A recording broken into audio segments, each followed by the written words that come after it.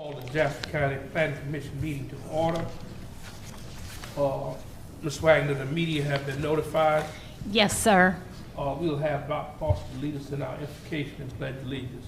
Let us stand. Let us pray. Our Heavenly Father, Lord God, it's again in another time, Lord, that we come before your presence in the humblest manner that we know how. Lord, we just want to thank you for all your many blessings. We want to thank you for all the guests this evening. Thank you for our planning commission. We pray, oh Lord, that you would give us all wisdom, understanding, that we may be able to work together in harmony to achieve the purposes in which we have been placed there for. And Lord, we ask you to just continue to bless this meeting, and we give you the praise and we give you the glory. In your Son, Jesus' name we pray. Amen. Amen. I pledge allegiance to the flag of the United States of America and to the republic for which it stands, one nation, under God, indivisible, with liberty and justice for all. I'd like to thank Dr. Foster for leading us in the invocation and pledge allegiance. The next thing on the agenda is the approval of the agenda for this evening. Do I hear a motion? So moved, Mr. Chairman. Second. A motion by Mr. Jenkins, second by Ms. Ferguson. Ready for question? All in favor of such motion, let it know by saying aye. Aye. And opposed by the same sign. The next thing on our agenda is approval of the minutes from the June 18, 2024 meeting. Do I hear a motion? So moved, Mr. Chairman. A motion by Mr. Jenkins. Do I hear a second? A second. Second. A second by Mr. Roberts. Ready for question? Hearing none, all in favor of such motion, let it know by saying aye. Aye. And opposed by the same sign. The next thing on our agenda is old business, zoning map amendment, solar farm floating zone, tax map number 050006, 002, 005, 00, 006, 005, 059, 00, 001, 002, 059, 001, 003, and 059, 001, 0033. This is before us last month, and we had some deep discussion. I'm going to let Ms. Wagner come and give us a brief and from our last. Good evening, Commissioner, Chairman, and Planning Commissioners. This agenda was tabled at last month's meeting. Staff was directed to reach out to South Carolina DHEC to obtain information about the solar farm across the street. I made about 5 phone calls to DHEC and sent 2 emails. They finally did respond to an email just last week to say that it was the end of last week, that basically just said that the solar farm across the street was properly permitted through their land disturbance, stormwater. They sent a copy of the permits, and that they properly closed it out with a notice of termination. Inspections were done at that time. They've not been back out there to do any inspections. They've not received any complaints. I reached out to Dominion Energy and found out that they are the operator of the facility. But the property is in the name of Adger Solar Land, and so Dominion basically, Adger Solar Land leases the property to them. I never could get a straight answer on who maintains the property as far as cutting the grass or weeding. I contacted the original developer, but he's no longer involved in it. He was with Adger Solar, but they sold this to Adger Solar Land LLC, which is a subsidiary of Adger Solar, and he wasn't sure. He was trying to find out, and he was going to get back to me, but I've not heard back from him. So that's really all the information I have to give you about that. Okay, the applicant here tonight? The applicant is here tonight, yes. Or do you have any updates you'd like to share with us before we move forward?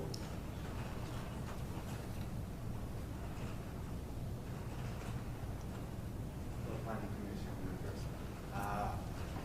In terms of updates, we did provide a memo detailing the use of herbicide and utility scale solar. That was, I believe, handed out to each one of you, and the result was, the conclusion, rather, that there is no... Excuse me, can you speak a little louder? Yes, of course. In terms of updates, we did provide a memo from an expert on the use of herbicides for utility scale solar plants. The That's what conclusion, which Lisa printed and handed out to each one of you, and the conclusion is that there is no public health risk from herbicide use at a utility scale solar facility, and there is no risk of such herbicide use affecting the safety of drinking water. We went ahead and did that to provide additional information stemming from the concerns from last month's meeting. And of course, we're available to answer any questions that you may have. Okay. Thank you. Mr. Lee? I don't have, per se, a question at this time. I just like to note that solar farms, I mean, they don't have a lot of high traffic. I think it's a positive thing for our area to kind of grow in certain ways that we want, something that's quiet, low volume of traffic, pretty much unmanned, and I'd just like to put that out there. So, thank you. Dr. Boston? I just got the printout on the herbicides and pesticides, and I did a little research on my own, and I think Mr. Pinckney did as well. I went to visit a solar farm up in Hampton County in Esco and inspected it, and from what I saw there, I didn't see any problems. Also contacted a friend of mine at Clemson Extension, Mr. Roy Hollingsworth, who was on the county council up in Hampton County. And they've got 3 solar farms up there, and they haven't had any problem with them. The only thing they said is that when the county accepted this is that when they do fee in lieu of taxes, that they really consider it, because once you set that up and you're not getting any more revenue from, he said they would never do another one just based on that the county's not making any money off of it. And but otherwise, I didn't see any problems with it. Ms. Ferguson? Just curious, does location, temperature, does it make a difference in the study? Because this was not the actual farm that we're referring to. So I'm just curious if that has any bearing on anything. I mean, it affects the solar panel generating electricity if it's not sunny, you know, if it's No, I'm talking cloudy. about the concern that we have about runoff of herbicide because of the heat. The heat might change the composition. I'm not sure. I'm just asking the question. Yeah, so, but as far as runoff, I mean, I know it's a little bit different. You have your stormwater runoff that's usually, you know, created by impervious surface. And then now we're talking about herbicides. And that's what DHEC had sent over about the first one was they used BMPs, they put in their stormwater properly, all that was inspected. It was also inspected for their erosion control and their silt fence. So there was measures put in place to not allow stormwater, you know, it has to be captured and kept on site for a certain amount of time before it's slowly released. So as far as we all know, that's exactly what's happening at the first solar farm, that there's not any. So when that occurs, there's some testing to that water? Ma'am? When that occurs, where it's captured for a certain amount of time, is there some testing of that water? There are BMPs that are put on site when you do any type of commercial project to, you know, there's different things you can do, whether you're creating swells to direct the stormwater sometimes to roadside ditches, or sometimes there are the wetlands on site. You may have detention ponds that you're, capturing the water. But it all has to, like, the county requires that the 85th percentile of the rainfall is kept on site using BMPs. There's all kind of different ones you can use for 24 hours before it can slowly be released. We don't go out there and continuously check every stormwater pond, or we do in the beginning. We oversee the construction. We make sure all of those measures have been put in place and that they're done properly. The property owner has to give us a stormwater maintenance agreement where they lay out their schedule, how they're going to maintain their stormwater, and how they're going to do inspections, whether it's twice a year or annually. So all that's required through that major site plan that they file with us. Just curious because of the temperatures that we're having. I mean, we have never in this area, to my knowledge, have had temperatures over 100 degrees for any sustained period of time. And I'm just curious to know if that heat will change the composition of it.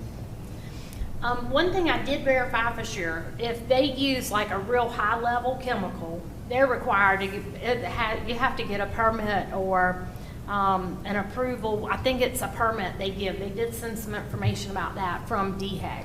You have to be licensed to be able to spray a high powered either a fertilizer or a chemical. Or so reading that report they gave us today, I don't think they're going to that level, but that is a requirement. And they also sent me some from Clemson about the pesticides, as far as what's required to, which applicators have to get a license. That's all I have. Mr. Jenkins? Mr. Chairman,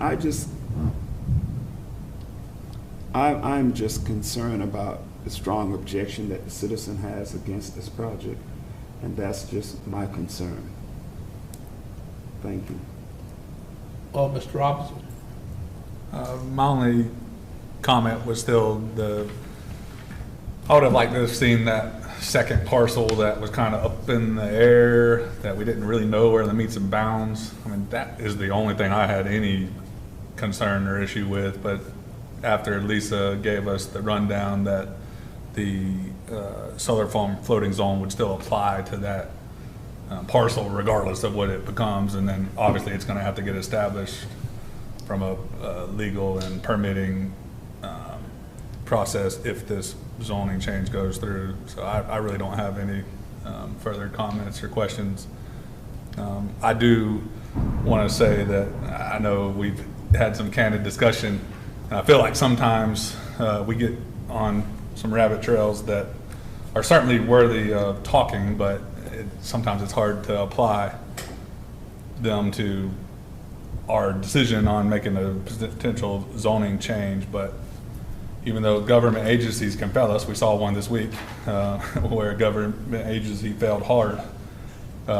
You also like to, as a board member, have confidence that the agencies that will govern the use of herbicides, pesticides, whatever it might be, our zoning department, our building department, if they all do the job that they're supposed to, that some of the concerns that we've discussed are I still feel are not necessarily zoning decision type discussions versus concerned citizens. So I would hope that we can put this to a vote tonight, as I feel like we should have put it to a vote a month ago. Any other questions or comments? I wanted to say something about and you mentioned it about the herbicides and the pesticide. And I guess what really got me with the guy from Clemson is that he told me that these chemicals are no different than the one they used to spray on agriculture, like soybeans or corn or whatever. They're the same chemicals, and they've been doing that for a very, very long time. So he was just trying to reassure me that the chemicals that they're going to be using, if they're using these chemicals, would not have any more effect than spraying your field for corn and soybeans, which have been done for a long time, not only in this county, but all over our nation. And I think that is that glyphosate, which is Roundup, pretty much. And the other thing I was looking at as far as the community is concerned, when we did when we were reading this, it said we need to promote the economic development, but we also have to look at the health, safety, and welfare of the citizens. So that's where I was looking at for the herbicides. I wanted to see where this was going to affect the health and safety of the community. And I wasn't able to find anything. So if anybody's got anything to share with me, I'll be glad to listen, but I hadn't been able to find it. So, and just one thing, and we'll see if anybody can share anything, but I did mention it to the county attorney, and he just basically said that's something you could put in your recommendation if you might want to recommend that county council take that into consideration. Right. I looked in in Moffett Phase 1 in their development agreement, there was nothing in there. He did just say, you know, if it comes to like, is it an issue, are they going to use a pesticide that requires an applicator's license? He said, then there's really not much we can do with that because DHEC will oversee that. We don't know that they're going to do that. I can't sit here and tell you tonight that that's what they're going to do. I don't know. Yeah, because you have something, I think like every 5 years you were going back and inspecting, and they said they would be willing to put something like that, but they would do some maybe testing every 5 years or something like that. Well, they did mention last month, like getting a test of the soil as it is now before it's developed, and then testing it after a certain benchmark after it's up and operating. Because they were supposed to go back and do some kind of estimate costs of. We do review the decommissioning plan every 5 years. Yeah, so maybe along with that, update. you know, we can get that in here as well. Y'all have anything to speak to? I will speak to the condition briefly if you want. The last time we were here, we did say if you wanted to do a recommendation of a commission for us, not you all, but us, to hire a third-party neutral expert. We can jointly agree on one. It wouldn't be someone from our company. It would be an external expert that would develop a soil monitoring plan, which would include testing baseline before construction, and then some periodic testing after that at the expert's recommendation. I wouldn't want to throw out how often that would be, not being the expert. Yeah, that So was. if you want to make that recommendation. Yeah, that was a maybe. part of my concern, Mr. Chairman, because this is supposed to be like a 30 or 40-year project, and that's a long time for us not to have any kind of ability to inspect or see what's going on. Like the problem you have with Dominion now, not having access to anything that's going on that large acreage. So I think that would be a good idea if we could do that maybe like every 5 years. Yes, like Dr. Boss said, I looked at the one they have in Estill, South Carolina, and I also would look at the one that's on 278. I didn't see any indication where there was a lot of spraying going there. The vegetation, you know, is, if spraying going, you would see where there's dead vegetation, and I did not see that. Because along the fence, you could drive a pretty good little distance to take a look, and I looked at both of them. Now, what they might be doing on the backside that I couldn't see because I could not get inside the fencing. But before we call for vote, I know some citizens here. I'm gonna give you the opportunity to for comments if you have any.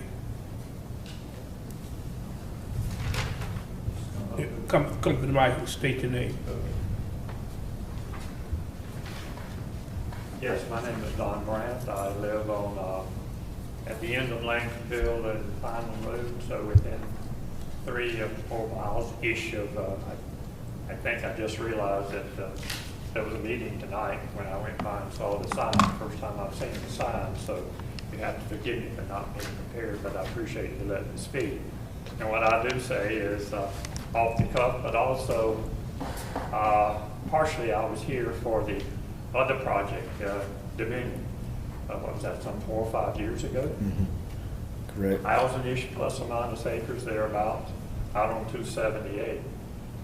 And I just heard at that point in time that they were projecting that Jasper County would receive so much revenue from this particular solo, I don't like to call it farm because I'm a farmer, because it doesn't produce anything that I can see other than, I understand, electricity. But to me, it's not a farm. It's, what I would like to know from the council is how does our current revenue receipts from the Dominion facility match up with the projections that they made at the point in time which you approved that particular facility? And are we still receiving revenue from the Dominion solar farm project?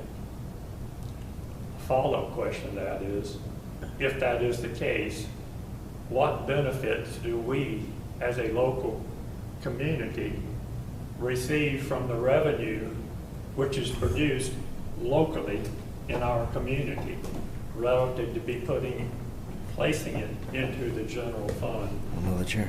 which we receive no or very little. Very little. If you go and look at the road system, if you look at the protection, we get security protection, etc. So my question is, okay, fine.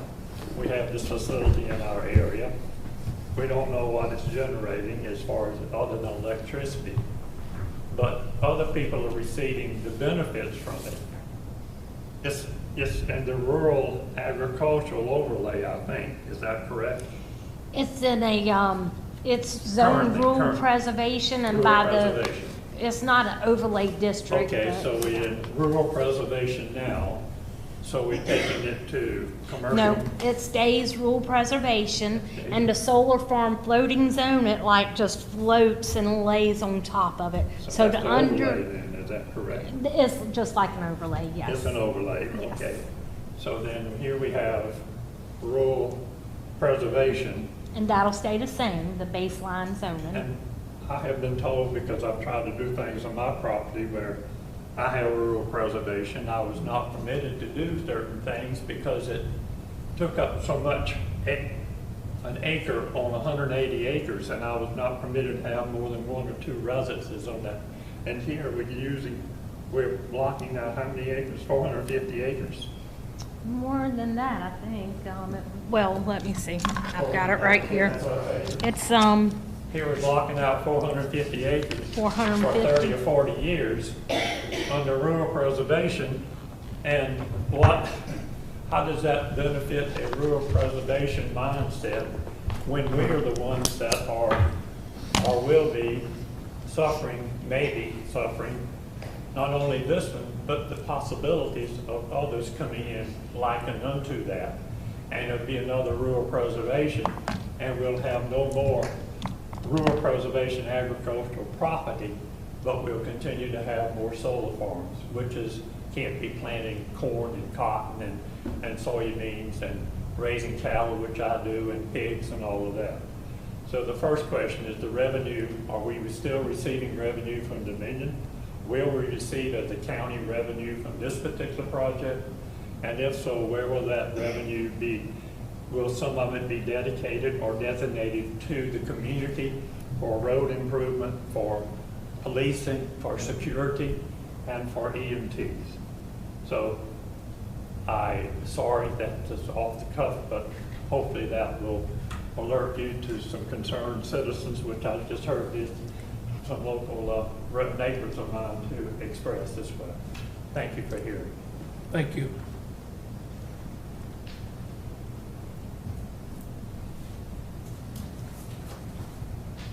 To the board. My name is Freddie Brantley.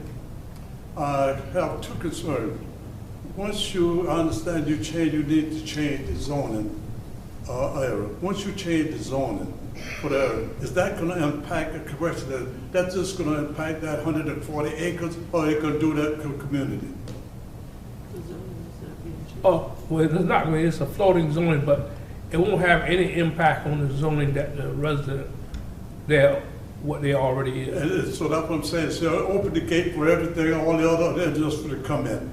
Once you change the zoning, it'll have impact on the community. What I'm saying, that you can have all the other commercial come in, once the zoning is changed. And besides that, the impact on the environment. You can't tell me you're gonna clear off for 740 acres without having an impact on the environment, because of the trees and all that, to help filter the air, all the point. So that's what our concern is, again, concern is from that. So we have to look at I understand what the impact for the county, for that, what they're gonna receive from that, how they impact us, but how about our community, the people that we all talk about, our local, that lives in the community there. And besides, that's what I'm asking again. Can you tell me, brother, that 740 acres is gonna be only in, concerned, and for that zoning, the rezoning of our community?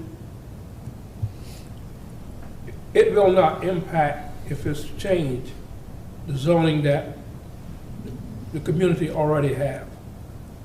And if anything else to go there other than a solar farm, they would have to apply for a zoning change. And that's not what, before us to, asking us to approve, is asking us to approve a zoning for the solar farm. And the thing that he spoke about, most solar farms, the way the supply lines are set up, solar farms will only be certain places, and there's not many places in Jasper County that they can be. In your area, it will exalt all the possibility of another solar farm going in that area, or the way that the supply line is set up. You're aware we already have a solar farm in our community. You're aware of that? Yeah. That's true. Already. It's for a different utility. So but like he was saying, you're limited to where they can go because of the location of the line. So it's not like they can just put them anywhere, because you got to have that main transmission line running through. And they're just going to tag onto it and kind of tap in. And I mean, our state as a whole, with all the growth we do have going and all the regulations, especially what the federal government has put on coal-fired plants and gas plants, and we had a VC Summer nuclear plant that had failed, and all that put SC&G underwater, that put Santee Cooper underwater. So where are we going to get the power from? We got to start reaching out to other resources. Either we got to go back and try to build a nuclear plant again that we still trying to pay for, or are we going to have to try some other type of generation at some point to support our own communities? Well, all I'm saying is when you make the decision, look at all that. What I'm saying, environment, and let's look at what when you look at the plan, consider community and that's an environment.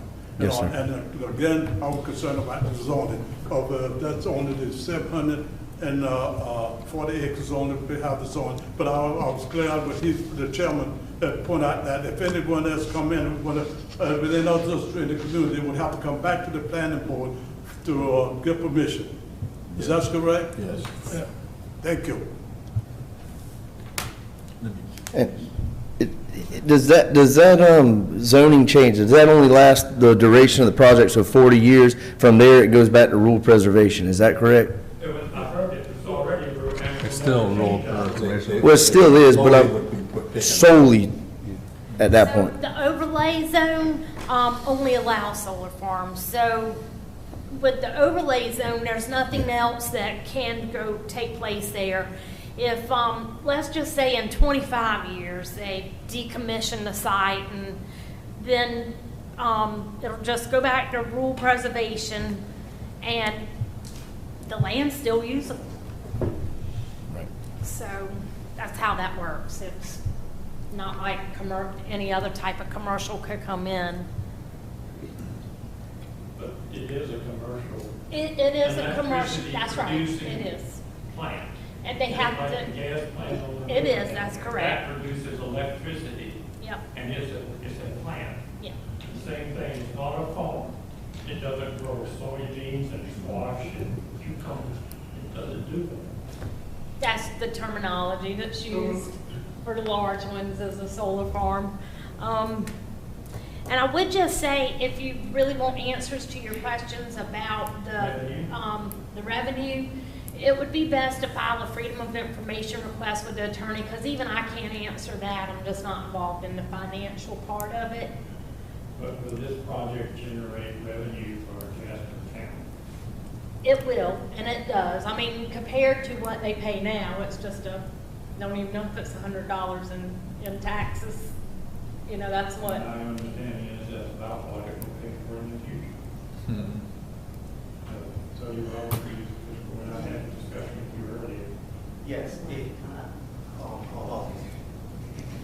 I'm saying you can get that information about the other one. Do a So freedom. currently, I believe the land pays less than $10,000 per year. Less than $10,000 a year is currently paid for the existing use of the land, and then after we build our solar plant, it would be generating some $5 million across the 30-year, the first 30 years. It goes to your government. No, these are property taxes, half of which go to the schools, over half. So $5 million in 5 years. No, $5 million in 30 years, in the first 30 years, yes. That's the personal property, and then there's also a sales and use tax that would be upfront. Excuse me? Roughly $50,000 a year for that 30 years.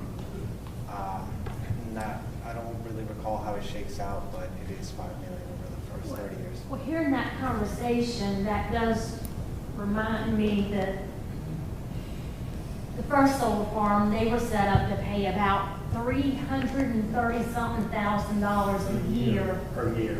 per year. I'm just trying to see, are we receiving $300-some-odd thousand a year now?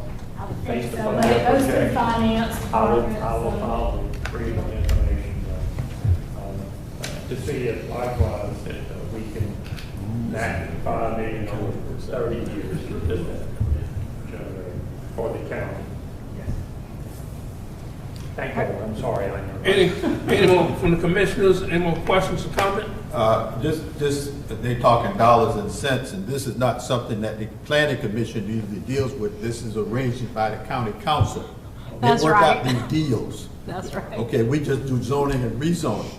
So if you want to know how much money that the county's going to make from it, you got to talk to them. But like I said, I did talk to the county councilman in Hampton County, and he told me that they would never authorize another solar farm of that magnitude based on the fact that the county got this one-time money from it, and they're tying up the land for 40 years, and they can't do anything else with it if somebody wanted to come in and do something. So, you know, that was their take. You know, they've already done 3, and they said they're not going to do, well, I couldn't say that. He said, he's only one person, that they wouldn't do any more. But I understand here that this will be the only one, additional one in our area. And then once they changed the land from agricultural use, and we paid, what, $2 and some cents an acre on agricultural land for taxes, they would be billed more than $2 and some cents over that. And what I understand from the answer to Mr. Brantley's question was Right. that in our area, you do not foresee any more solar farms, solar plants that More will be than likely coming not. within our area. And like this gentleman said, they have to be close to these electrical lines. The high That come transmission in. line. There are not many places in Jasper County where that is. And So they're how far is restricted. this one, how far is this one from the high voltage? It runs right through it. Runs right through property. Okay. This one will be going into Santee, Cooper, where the one across the street goes into Dominion. Right, I understand. And I would just say, you know, the state of South Carolina did, the state of South Carolina in 2014, you know, Act 236 became code of law. which requires the development of renewable energy facilities as part of South Carolina's electrical utilities peak demand. And then in 2019, the legislation was passed that encouraged utilities to develop voluntary renewable energy programs and neighborhood community solar programs. I hate to interrupt. Can I say one more thing about that? In the previous season, this is where my difficulties come in, that is, are there energy credits, are you receiving energy credits for this particular project? Everything from the project would be sold as bundle. The renewable energy credit that you will receive, It would be passed on to the buyer. okay.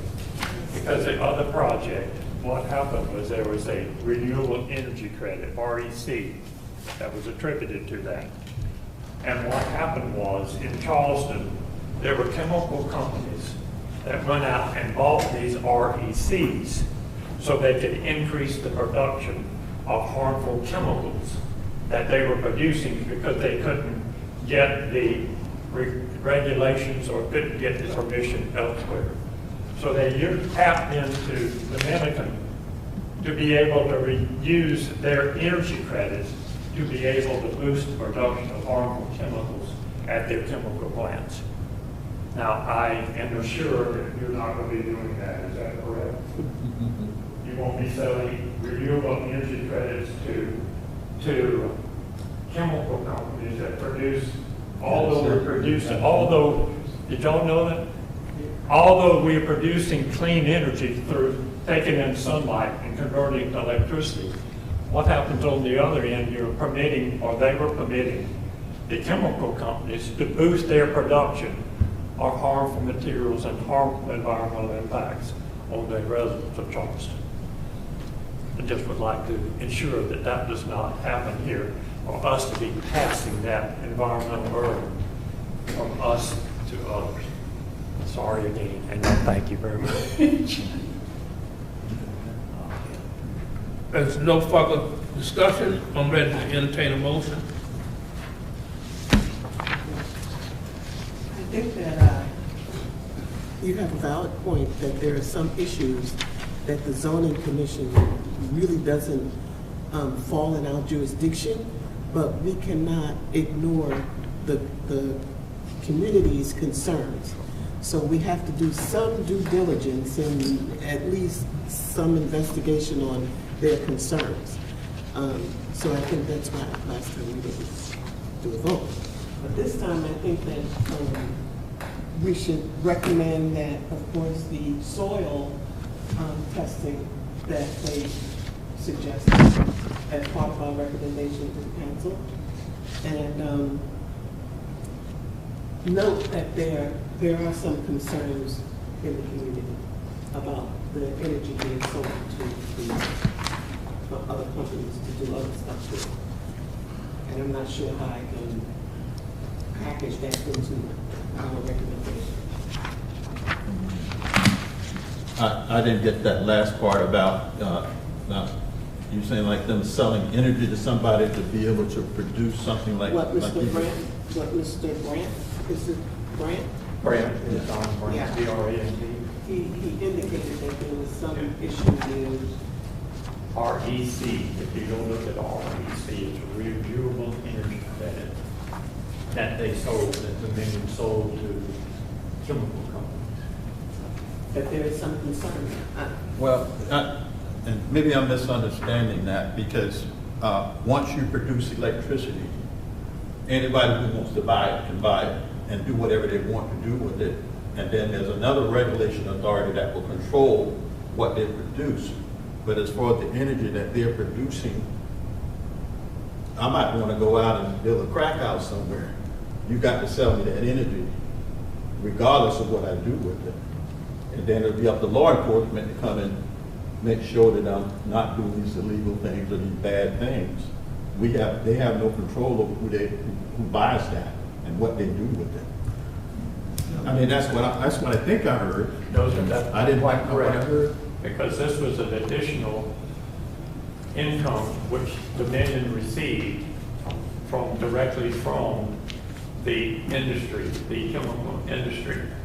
It was a credit that it just like you get a grant from the government to build your plant.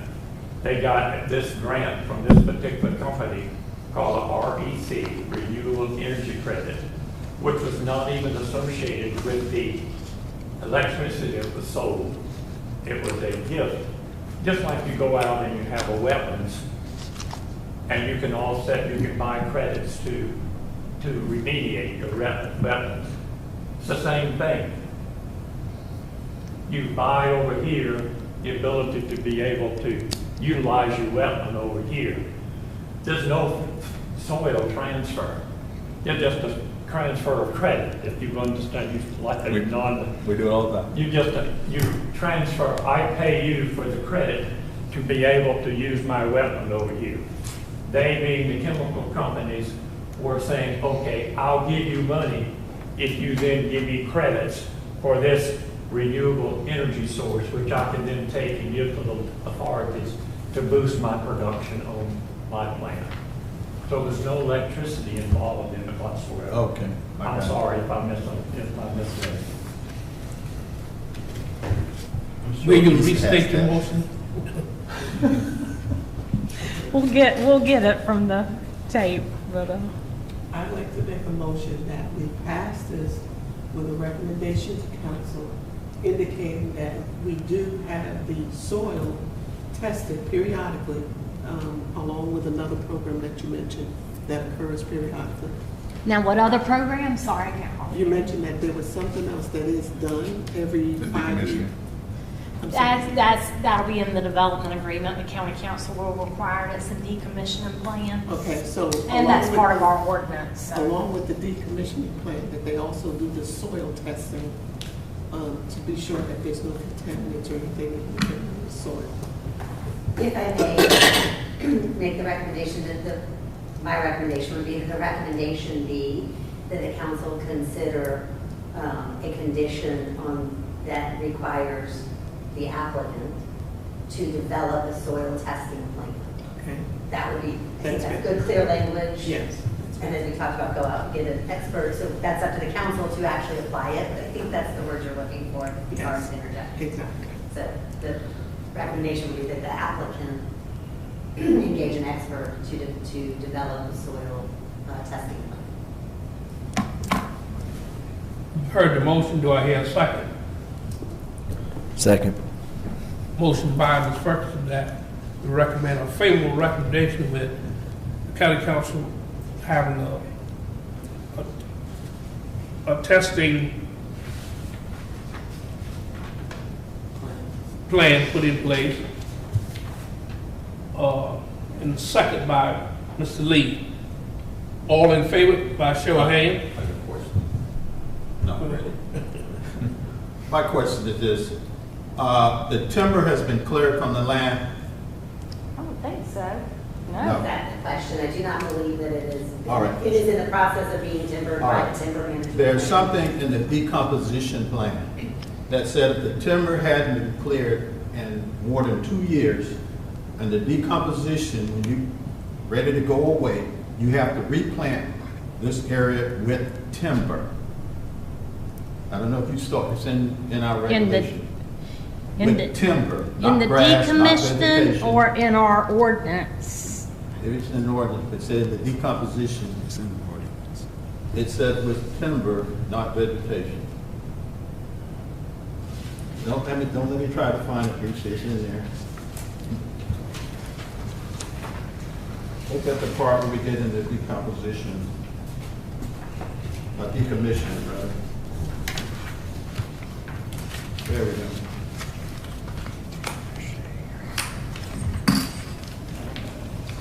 If I may, Mr. Bassett.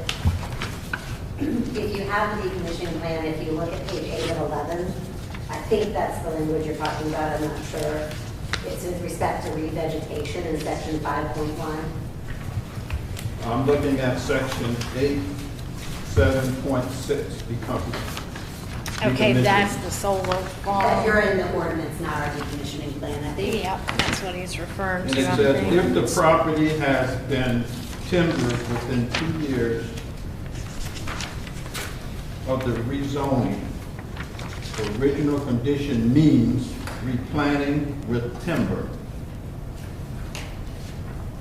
not vegetation, but with trees. Now assume pine trees.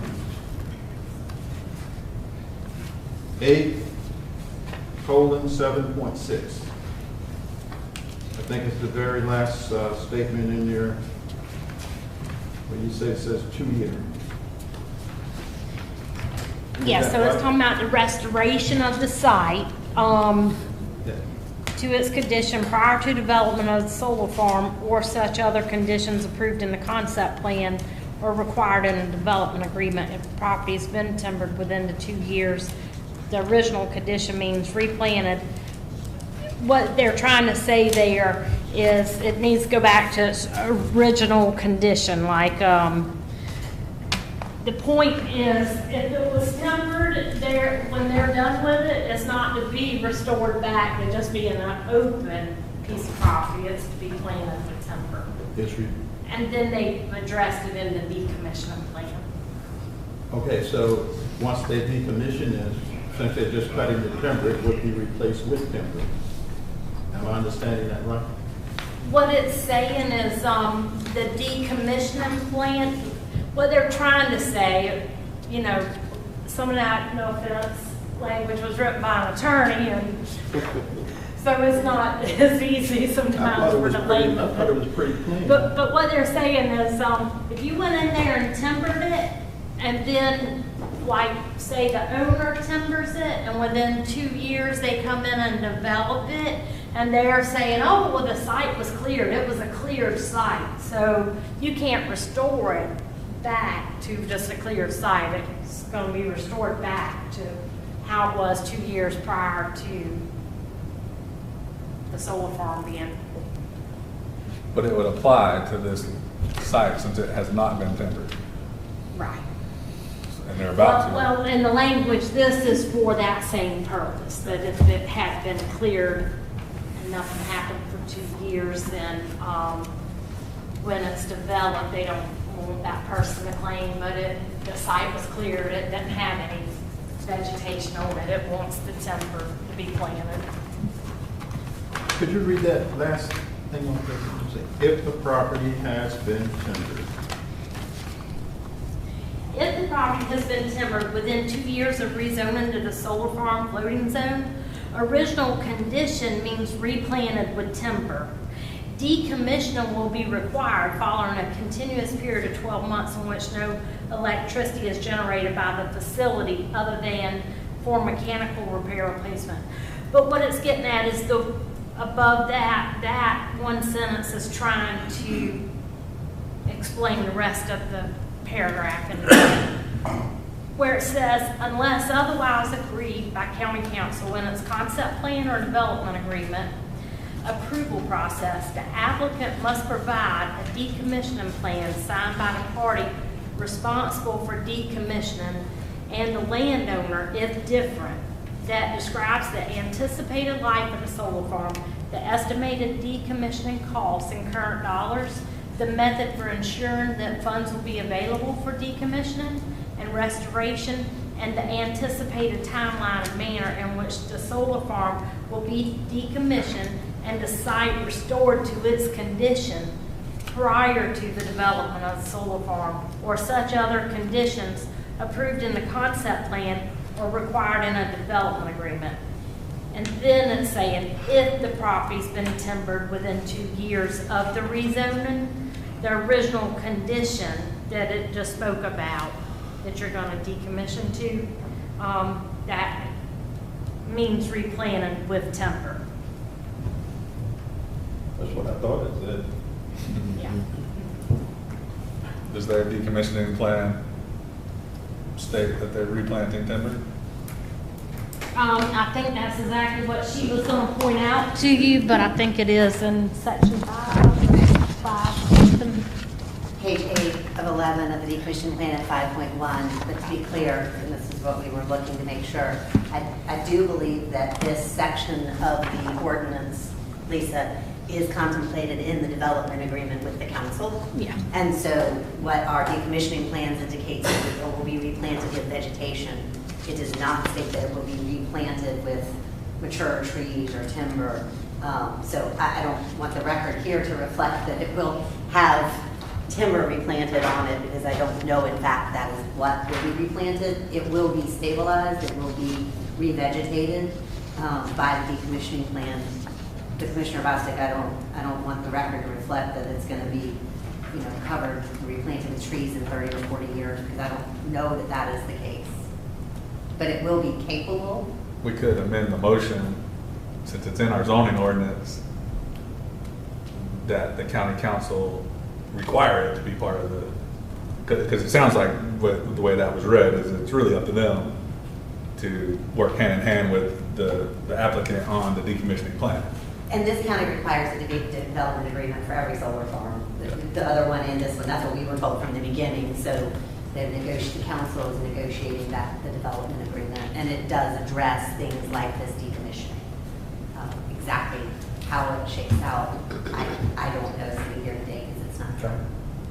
It would be a interesting and I think a good add-on for the residents of the community if that solar farm did get decommissioned for their grandchildren, for it to be replanted. And our zoning ordinance certainly gives leeway to do that, because it's clearly not cut now, and it's going to be within 2 years, I would assume. Actually, it would be because we're potentially about to change the ordinance, so regardless of what happens after this, it's already been changed. Once we vote on this, then it goes to the county council. So that would apply, unless the county council chose to not allow them to. No further questions? Any other question on the motion?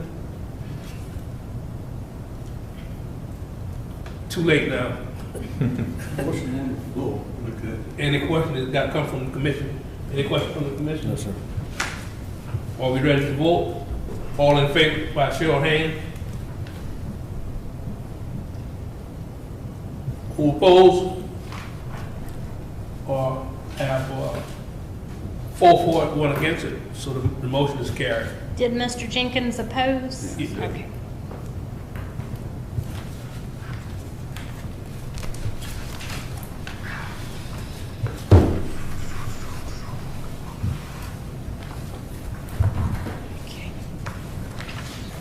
Thank you. The next thing on our agenda this evening is a scheduled special call meeting reviewing the zoning tax and zoning map amendments, the U-Haul Broad River planning.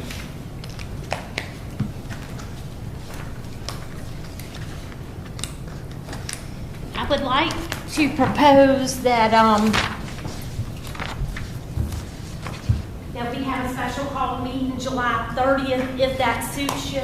But one thing I'd like to talk to you about before we decide completely. We are preparing to get the notices out right now. We'll hopefully have them out in the next day or two. It's been a horrendous job. But we're also meeting with the county attorney and the administrator as to what's the best way. It's such a large undertaking. And I think they're really, we're just trying to get us some help as far as exporting the addresses of all the properties and all. It's not been the easiest thing. There's been so many mistakes in it. It's such a tedious project, but we're going to talk, because we also, before this public hearing, we have to put out some notices along major thoroughfares in the area and all, so we'll be doing that. But I wanted to make sure, what we were thinking is we would send the notices, let them know, like if you're zone RP, you're being rezoned to RP10, or at least that's the proposal. It could change. And we want to take the opportunity to notify the public hearing at the same time, because it's about 450 to 500 properties, and it doesn't make good sense to send those letters out, and then in 2 weeks we need to send them out again for public hearing, that's almost like just doubling the work. So we're all meeting to try and figure out the easiest way, who all can help. And so I just want to make sure, I think your direction, I went back and listened to the meeting, the audio and the video.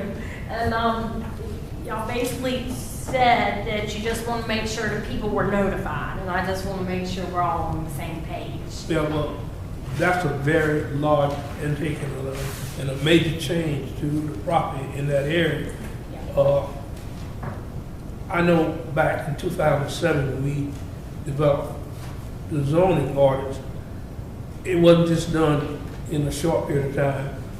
They had several hearings, they went to the community to share this with the landowners.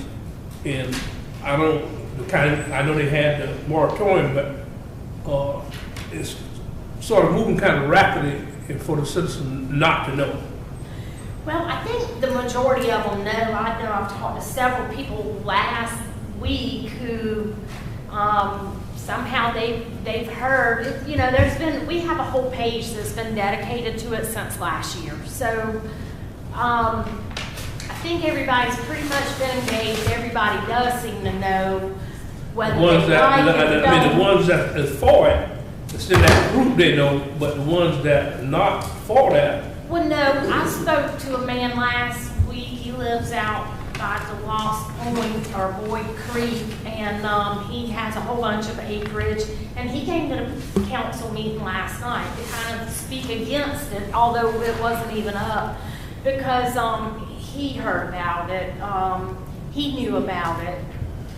We're also putting all the proposed changes on our website. We're working on that this week too, so we can direct people to go there and look it up for, you know, their own information.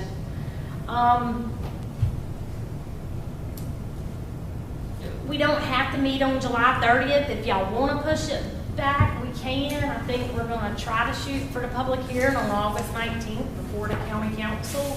And then our meeting here is, what are the date for August? It's the second Tuesday of August. The 13th. The 13th. Second Tuesday of August. So we meet here the 13th. I guess what I was trying to find out, if you're wanting the citizens to come out and speak to you about it, do you want to have a meeting just to hear from 400 or 500 people, or do you want to have a meeting to go through the ordinance? That's really, I guess, what I'm trying to find out.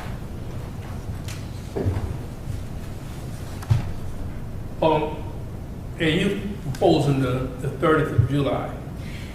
I was going to propose that for it to come back to you to review again as we discussed.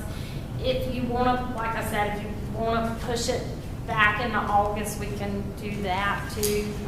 I would love that. I'm out of town till the 31st, leaving tomorrow. And it's one I'd really like to be a part of if possible. But certainly if it works for everybody else, you don't have to move it from one person. And the only other thing, we do have our consultant who we kind of have to work out dates with her too. So I know she's available the 30th, but if we need to change it, we will, and we'll just have to see when she's available as well, so. What says the commission? I mean, so you got the 6th, which is August the 6th, Tuesday, and then the 13th, which is the scheduled meeting. I mean, that'd leave us the last day if we were to include him. Otherwise, we push forward. Which that's your area, kind of, really. Yeah, I mean, I'm fascinated. And it affects me, and actually the Boyd Creek property also affects me. Yeah. And so it's. Several people were here last night at the council meeting to talk about it. And A bunch in support, and then several not in support. They just signed up under the regular 3 minutes public comment. So will the 6th of August work better? yes, sir. All in favor of the 6th, let me know by show of hands. That's for that special called meeting, correct? Correct. will 3 o'clock suit you, or what time? I'll need to get with our consultant to make sure she can make it. No, if y'all move that to accommodate me, I'll accommodate whatever time. 3 o'clock is okay? 3 o'clock's fine? Yes. That's fine with me. Okay. Thank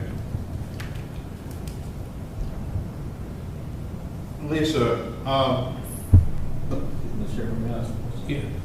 Yeah. I was looking through my notes here from that moratorium, and I had seen a list of map numbers you had sent out, not in this packet, but it had a list of map numbers. Were those the people that were affected by the rezoning? Those were only, that was only a little tiny portion. That was only a part of it? Those were the people who, Were affected by the rezoning? those were Not the people rezoned. who were zone commercial, Right. who would be changing Village commercial. to either village commercial, in some cases, some went to residential. Uh-huh. What we didn't have on there was all of the rural preservation zoning, which is a lot. So I only did that list in the beginning because when you looked at that map that IT made of that area, the RP, the rural preservation, was easy to see because it was dark green, it was larger properties. The map numbers were the small properties that are sometimes really hard to see unless you can blow it up. I have identified all the properties. How many? It's about 450 Oh, to okay. 500 properties. No, we don't want all of them. Yes, I was doing that. Now we're working on getting those addresses, and I think we did find a plan today that where the assessor's office can help us, and there, we'll have to go through and verify. There'll still be some missing, but we're gonna get them. And then I got thinking, I said, if the planning commission, if they were to come here, I felt like you would just be fielding comments and not really having much time to go through the ordinance. So I just wanted to have that conversation with you tonight. Okay. We'll meet on the 6th at 3 o'clock. The last thing on our agenda for this afternoon, open discussion. Anybody have anything that they'd like to hash out before we adjourn this meeting? I only have 2 things, only because we've had a couple of special meetings. We've had a couple meetings with public dialogue, which we always appreciate, and sitting on a couple other boards that we also do the same thing. Can we put a timer on the public discussion portion just to keep it, and I'm not even referring to tonight. I thought your points were extremely valid, and for being off the cuff, that was good. Last time we had a gentleman that spoke for like 10 minutes. Well, you can. The county council just allows, unless it's a public 2 hearing, minutes. but you're allowed 3 minutes, and then they only allow an overall time of 30 minutes, which they had to invoke last night because there was more than 100 people at the meeting. We've been really kind Not of casual, always. which Jasper County tends to be, which is fine. But I feel like as we get into the hot topics, it's probably imperative that somebody is tracking time, so we don't have 4-hour meetings when we don't need to. Yeah, well, practically, by rule, we don't have to accept public comment. Just out of courtesy, I would allow it. But, you know, and I hadn't been harsh to them by putting the time limit on it, but public hearing is at the county council level, you know, and we have done it out of courtesy because on a zoning application, our decision is based on the guidelines the state and the county give us to make a decision on a zoning change. And one of the big issues in that, when you're making a zoning change, is health and welfare. You look at the roads and the safety, and does it meet the other guidelines with the other properties that it surrounds. But I mean, like I say, out of courtesy, we like to hear from the citizens because they are the taxpayers and they're the ones that it's going to affect. And we are just or recommended, but like we making this recommendation tonight, the final decision is with the council. And whether we send a favorable or unfavorable recommendation, the county council still get to make the final decision. And by state law, we are to look at it and make some type of recommendation to the council.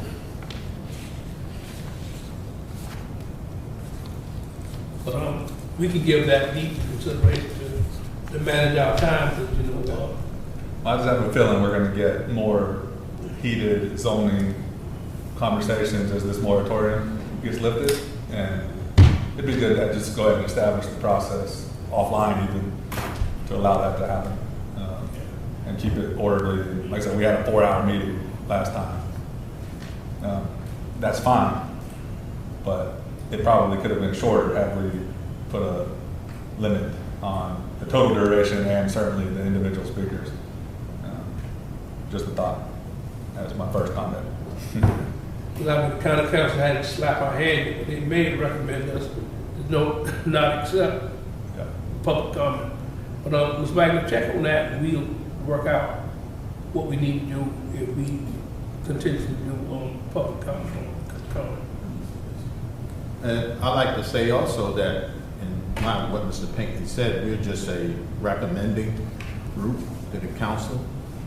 And really, the comments that you have that you disagree with us on, you need to take before the county council. And those comments, and that's where it's going to really matter in the public hearings. And that's why they have to have the public hearings. Like Mr. Pinckney said, we don't have to, but we listen, and we send it to the county council. And that's where the rubber meets the road, and if anything changes, it's like the group down there with the river. They met down there, they put it before the county council, and they put a stop on everything that was going on in the county. We didn't, you know, and everything just stopped. So that's why I want these people to be notified and let them know they're getting ready to be rezoned, so they can put in their voice, just like the group down there on the river put in their voice. And I tell them too, when they call me, you know, Yeah, be sure you submit your comments to the They need to be county notified. council. And they will be. And for the citizens of that community, we will, when we identify when that public hearing date is for this, there will be new signs placed in the community that gives the date and time of the. Yeah, because these had nothing. I mean, the two that I saw just had, if you want information about the meeting. That's and right, then you those say were meeting. just, that's right. Then you give a date for the meeting or a time for the meetings. That's right, because that's just a zoning application, but we're gonna have a different sign that's gonna have the date and time of the meeting. Because it's incumbent upon the person riding by to get the telephone number to have enough initiative to call you. to find Because out. that wasn't And that's- that wasn't a public hearing notice, that's a zoning map amendment. And then notices will be sent to people that are within a certain proximity of the, And what is that proximity? it's 500 feet according to our ordinance. State law says you only have to notify the adjacent property owner. We have said we will notify 500 feet or more, that's what the county adopted. We could go out 1,000 feet, but it's from all sides of all the properties. So it was a good list we had last time. We sent out with many notices.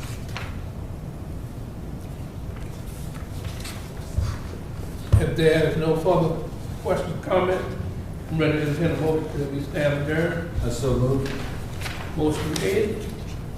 Second, we stand adjourned to our next scheduled meeting, August 6th, 2024. Okay, thank you. All right, man.